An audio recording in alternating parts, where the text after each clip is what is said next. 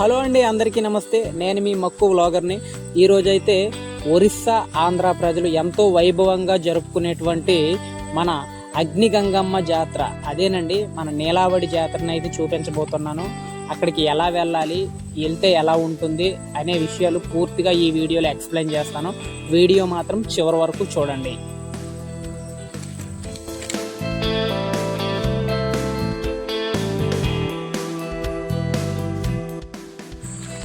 నేనైతే మన మక్కువలో ఉదయాన్నే స్టార్ట్ అయ్యానండి. మక్కువ నుంచి మార్కొండపుట్టు మీదుగా గోచెక్ విలేజ్ అయితే చేరుకున్నాను. గోచెక్ నుంచి లెఫ్ట్ కట్ అయితే కస్పవలస అనే గ్రామం వస్తుంది. ఆ రోడ్డు మీదుగా అలమండ అయితే చేరుకోవాలి అని చెప్పారు. నేనైతే ఆ రూట్ అంటా వెళ్తున్నాను.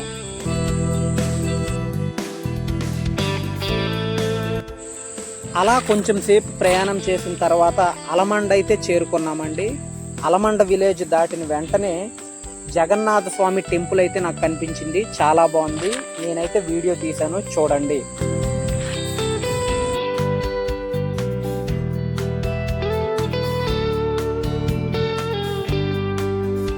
కొంచెం సేపు అయ్యాక అక్కడి నుంచి స్టార్ట్ అయ్యానండి. అలా వెళ్తూ ఉండగా మధ్య మధ్యలో చిన్న చిన్న టెంపుల్స్, అలాగే మంచి మంచి పువ్వుల తోటలు కూడా కనిపించాయి. నాకైతే చాలా చాలా బాగా అనిపించింది. మీరు కూడా చూడండి.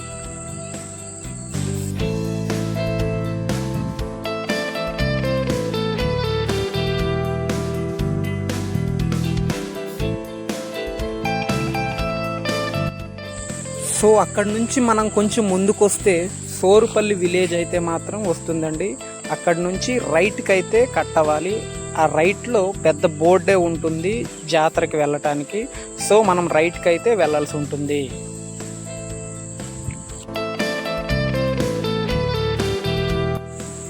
ఫైనలీ మనం నీలావడి జాతర దగ్గరికి అయితే చేరుకున్నామండి. సో జాతర ఎలా ఉందో చూపిస్తాను, చూడండి.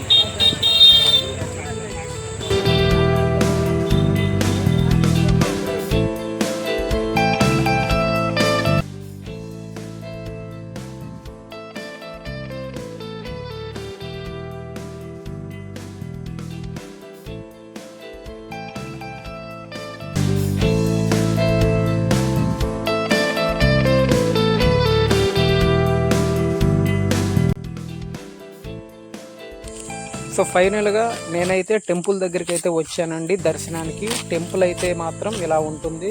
చూడటానికైతే చాలా బాగుంది. నేనైతే టికెట్ తీసుకొని లోపల దర్శనానికి అయితే వెళ్ళాను. నాకైతే మాత్రం దర్శనం అయితే చాలా బాగా జరిగింది.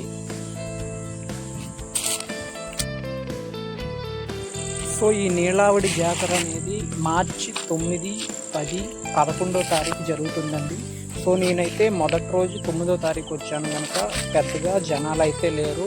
సో 10వ తారీఖు అయితే మాత్రం మెయిన్ జాతర జరుగుతుంది. రేపైతే మాత్రం జనాలు అయితే మాత్రం చాలామంది వస్తారు.